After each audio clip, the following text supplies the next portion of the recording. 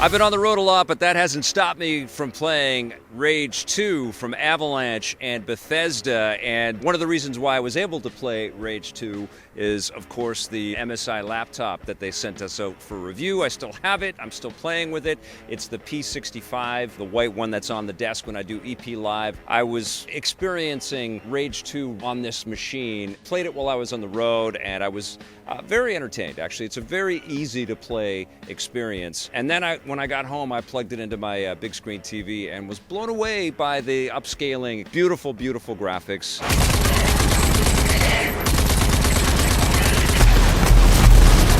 You're not going to be blown away by the story of Rage 2. There's some really cool technology and some science fiction overtones. I can't even remember what the hell the story was at Rage 1. I remember enjoying that as well. I remember killing lots of mutants and driving around and having some fun. You do all that in Rage 2. I don't know, and don't ask me what the connections are between Rage 1 and Rage 2. I feel like they could have called this Judge Dredd or Judge Dreadland or whatever. Anyway, you play part of this group called the Coalition, and you fight the Authority, I think. I don't know, it's all so generic, but you chase around and you wipe out mutants and you jump into this sort of ancient sci-fi tech called the Ark. You open them up with your Ark powers and you can jump in and sort of augment yourself. Looks like Ranger Walker's gonna get a bit of a boost today. As a ranger, that's you play a ranger, either a male or female character, you start to get all of these cool powers, these abilities. You're able to jump up in the air and slam the ground and everybody dies all around you in big bloody splooshes. Poof,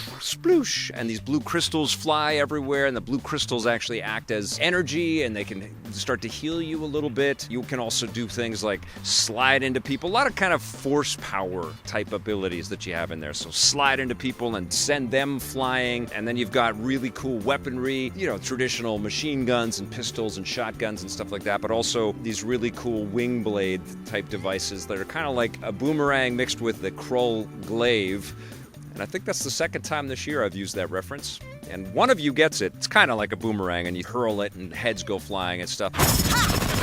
And I actually enjoyed the mechanics of blasting and chipping away at people's armor as you're getting into these gunfights and diving deeper and deeper into the ocean of mutants that are coming out to get you. I thought that was really fun. And sometimes they scale up to these huge, ginormous beasts, these kind of mini-boss beasts that are a lot of fun to chip away at and devastate as well. Makes an easy target. And of course, you drive lots of different vehicles as well, and they'll take you to different towns, and you can get a bunch of quests, invariably sending you crisscross all over the map. You'll encounter some vehicle combat sequences as well, where sometimes you'll be chasing after a convoy and trying to take out a giant truck or something like that. You'll have mutants in cars, and you can steal their cars and add them to your garage so that you can unlock them if you want, and they have different specializations. You can also get into races, and the races are infuriating. The mechanics for driving are just not as fun as the first-person shooter stuff that's in there.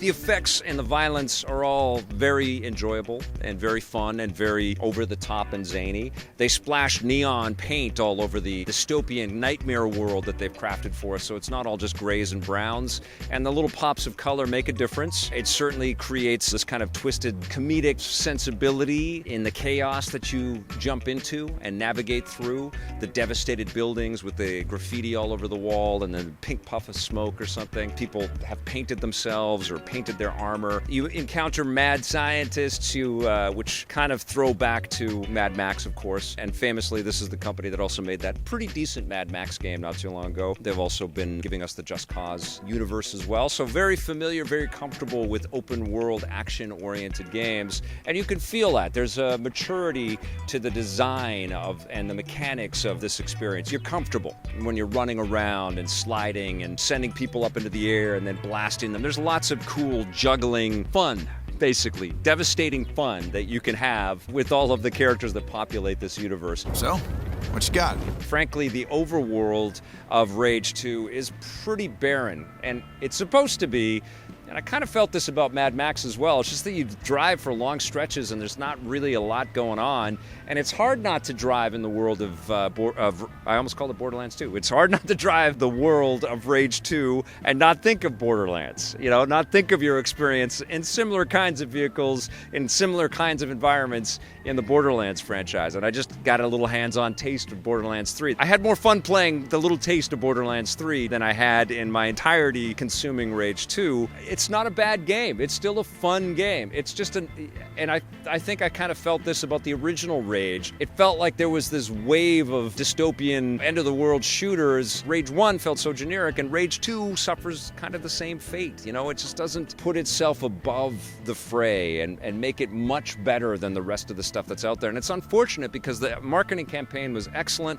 If you guys recall, it was leaked before E3 last year, and Bethesda handled that perfectly. So it wasn't a big surprise when it was announced, but it was a big surprise in the way that they cut all the video pieces together and made us think that this is going to be a completely fresh feeling, super cool, super fast experience. Now, it is fun. It just feels, I guess, overly familiar and, you know, not exciting enough. I mean, I came off of Days Gone, and that was a slow burn of a game, but it got its hooks into me real good, and I just could not stop thinking about that world and getting back into it and accomplishing my objectives and seeing all of the different territory that Ben had created for us. Rage 2 doesn't really have that hook for me.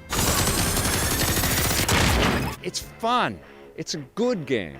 It's just not an awesome game. It's not as awesome as you know, all the pink puffs of smoke and the crazy mutants with the spiky hair and the over-the-top marketing hysteria that was created for this makes you think that, oh my God, this is going to be something I will never forget.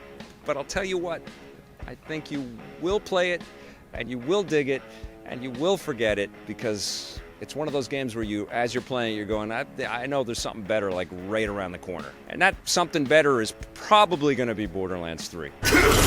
Still fun, still worth checking out. It might be a future buried treasure. I'm going to give it a 7.5 out of 10.